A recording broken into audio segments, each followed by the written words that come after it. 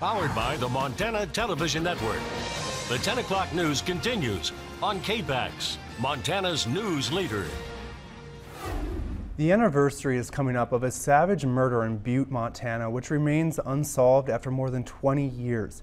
MTN's John Amey talks with the victim's daughter, who now lives in South Dakota but will not give up her search for justice as we go on special assignment.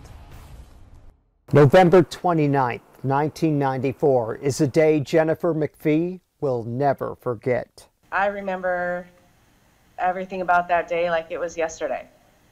That was the day her mother was brutally murdered in her own home on California Street in Butte.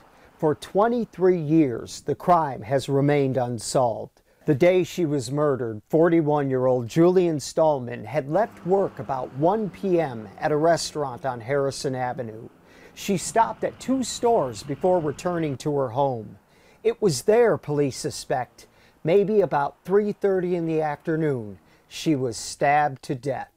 It was a very violent crime, more than one injury, and so in the past we've thought that it's very possible that Julianne knew her attacker.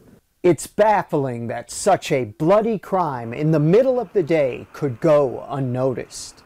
And that's why we think somebody may have seen something that, again, isn't really something that sticks out to them as being something that's critical, but when we have that piece of information, it could be critical.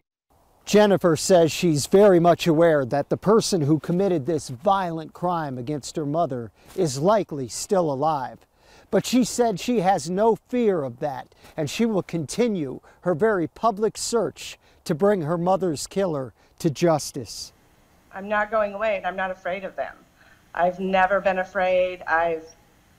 In the very beginning, when I pushed so hard in the newspaper and on the news and on the radio, I was never once afraid of this person. 2 ways this case could be solved. Someone comes forward with new information or advances in forensic science.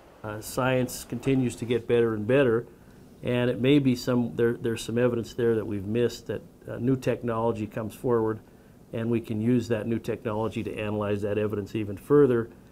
And there's a lot of evidence that we still have in our locker, a lot of evidence that's already been analyzed, and just continuing to do detective work. And I think eventually I'm optimistic that we could solve this case. And Jennifer will certainly not give up her search for justice. On special assignment in Butte, John Amey, MTN News. Stay tuned, because after the break, one organic farmer is experimenting with seeding with the kamut wheat grain and various other crops. This story in Health Watch.